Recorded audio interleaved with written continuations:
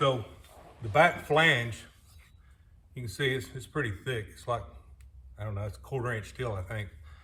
And what I'm going to do is I'm going to catch the vertical rib in the back of the ramp, and I'll put 2 bolts through it, and then I'll put 1 on each side, and then from the inside you'll sandwich it with this. So when it's in there, it'll actually be in there like this with it sandwiched between it. And to do that, I'll take, it's just a little thin backer plate, but it keeps it from trying to pull through the wood and makes it a little more substantial. But I'm using 3/8 carriage bolts. These are 7/16 holes. So it pulls up in it real nice. So on the inside, it should be nice and flat to where I don't have a problem with the ramp. I have rubber on top that'll go back on top of this to run the motorcycle in and out of. So really you won't even see this much, but it won't make a hump in it real bad. That's the reason I'm trying to keep it real slim. And then to bolt it in, I have these black oxide bolts, and they got little grips on the back of them. I forget what they call these, Sherlocks or something. I can't remember what they call them. Anyway, when you tighten them up, it will tighten up on the outside of this against the black in here. So it'll tighten up in there on that. And the idea is the little teeth on the back of it really grabs it. But just to make sure, I'll be putting red Loctite on there. Red Loctite, for anybody that knows Loctite, blue is like medium. You can take it back off pretty easy. Red, it's pretty much there once you put it on there. So it will come off, but it takes a little bit of work to get it off. So anyway, this will go on the outside against the ramp. This will go on the inside to sandwich it. This other flange here, it's got 2 bolts in it. They're lugs. And then they got wheel lugs here. You slide the tire over it, tighten it up, and it'll pull it up nice and flush right up against the gate to keep it from trying to wobble or move. And then on the end of it, this is a receiver hitch. So this allows you to be able to pull like put a bicycle carrier or something on it.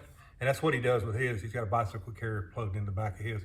I'm not going to use it for that, but I thought it was such a good idea that I would go ahead and incorporate it, just in case later that I do want to haul one or haul something on there. Maybe an ice chest, I don't know. But this thing's pretty substantial, so it shouldn't go anywhere. So in my ramp, the vertical tube in it is 1.5 inches wide by 1 inch. And a lot of them come with just 1x1s in them.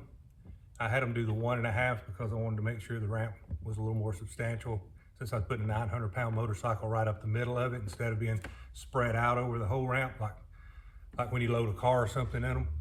So I had them build it a little more substantial. If you watch some videos in the past, you know we had the trailer custom made, custom built.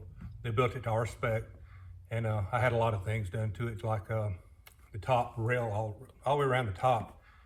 It's 1.5 inches by 1 inch twice. They're stacked on top of each other, so I really have 3 inches. But I did that because I knew I was going to mount all that heavy solar and stuff up there, and I just didn't want any problem with sag or anything over the years. So anyway, I'm using 4.5 inch carriage bolts, and these are 3/8, and that's what we're going to mount it with. So let's go out there to the trailer and get started. Okay, so this is where it's going to go. It's on the back of the ramp. But as you can see where the overlap is, there's about 1/8 of an inch depth difference there because of the skin on it. So what I'm going to do is make a little spacer to go in there on that side to make sure it sits up straight and flush. Then I'll put that behind it when I mount it. This is where it laid in the back of the tire. As you can see, it's just short of being flush, which is going to allow me to tighten the wheel up against the trailer again. And this is what it looks like from the front side. So the next thing I got to do is I got to figure out, I want the tire to end up about right here where this screw is at. That way when it comes down it doesn't hit here. So I want to find out from here up where I need to mount the bracket to. So without having to draw a line across there, I'll just see in the middle of it. I'm going to make it 11 inches from the bottom of here to that screw. The tire's actually 9 inches wide, so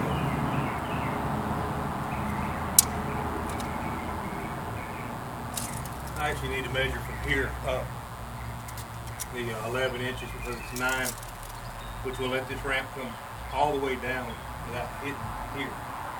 Here's the bottom of the ramp. I'm going to go up. We'll go up to 11. That's where I'm going to put the bottom of my bracket. Okay, after going back and looking at my notes that Brad sent me, he said it's actually 13 inches from the bottom to here. He said what happens is that gives you enough clearance to come out straight, but it doesn't give you enough to put it on an angle before the tire hits. So we're going to raise this mark here to 13 instead of 11.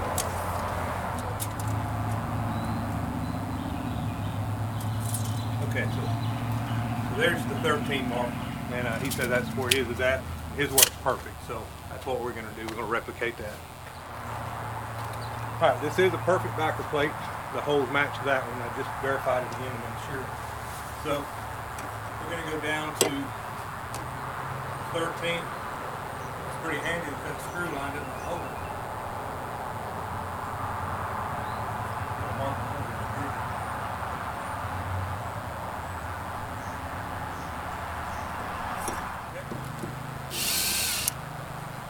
The carriage bolts are 3/8, so I'm going with one drill above 3/8, which is a 25/64 bit. So it's just one above.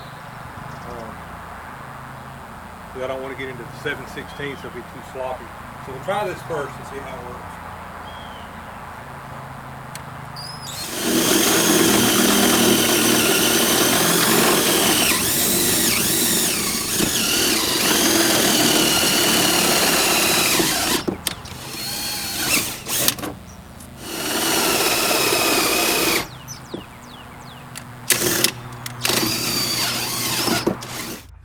Okay, and here I've got rubber that comes down the ramp, and I've laid the bottom piece out so I can get the plate behind it.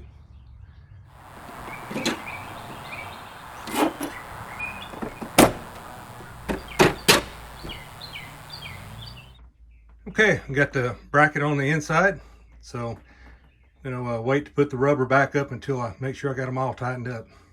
Let's go back outside. Let's go like this because you got the index of holes for your receiver.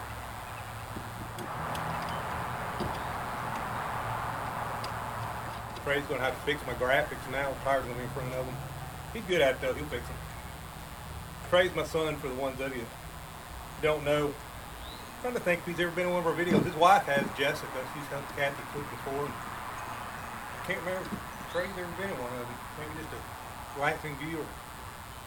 No, I actually took a video of him putting graphics on this trailer. So anyway, that's who's going to fix it for me.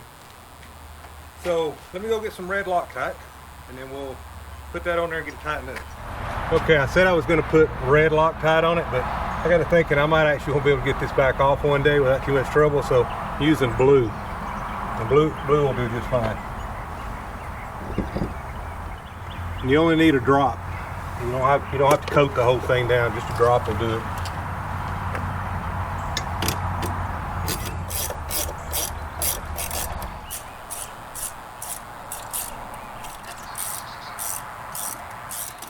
Not sure what that's torqued to, but that's tight.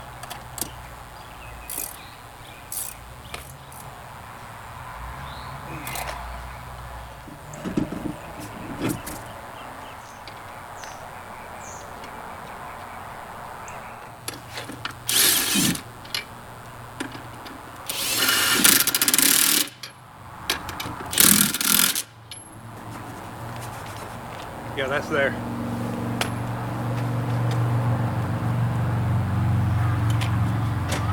See, I'm moving the whole trailer with it. So, I don't think that's going to be a problem. It's plenty high enough to let the ramp down now. So, we should be good. Anyway, thanks, Brad. Thanks for sending me all your diagrams and measurements. And thank you, Jim, for putting it together for me. Hope this helps somebody. If this helped you out, subscribe to our channel. Give us a thumbs up. Hit the little like button. Hit the bell. The bell will let you be notified every time we drop a new video. So, till next time, we'll see you later.